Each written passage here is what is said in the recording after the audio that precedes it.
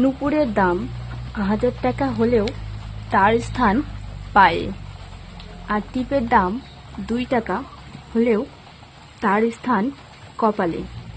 ইতিহাস সাক্ষী, লবণে কখনো পোকা ধরেনি, কিন্তু মিষ্টিতে প্রতিদিনই ধরে, আবার পিঁপড়েও ধরে। মানুষ সোজা পথে চলতে চায় না, বাঁকা পথেই চলতে আগ্রহ বেশি। তাই তো মদ বিক্রেতাকে কোথাও যেতে হয় না, কিন্তু দুধ বিক্রেতাকে বাজারে বাজারে ঘুরে বেড়াতে হয়। আমরা সর্বদা দুধ বিক্রেতাকে বলে থাকি, দুধে জল মেশাননি তো, অথচ মানুষ মদে জল মিশিয়ে খায়। আজ অবধি মানুষকে এতটুকুই চিনলাম, মানুষকে জানোয়ার বললে খেপে যায়, অথচ বাঘের বাচ্চা বললে খুশি হয়। দুটোই কিন্তু পশুরই বাচ্চা। কচু পাতা দেখেছেন? নিশ্চয়ই উপরে সবুজ আর ভেতরে চুলকানিতে ভরা।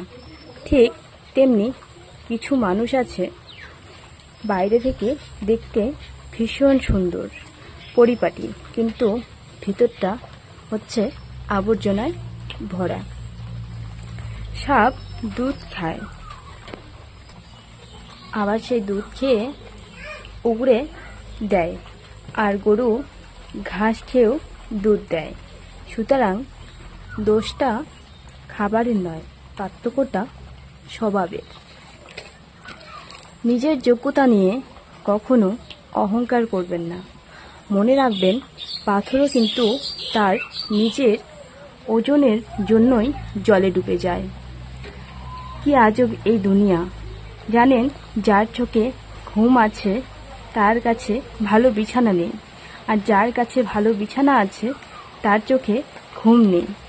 যার মনে দয়া আছে তার কাছে দেওয়ার মতো কিছু নেই, আর যার কাছে দেওয়ার মতো কিছু আছে তার দেওয়ার মনটা নেই।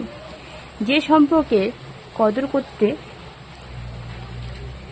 জানে বা কদর করে, তার সাথে কেউ সম্পর্ক করতে চায় না, আর যে সম্পর্কে কদর করে না তার সাথে সবাই সম্পর্ক রাখতে চায়।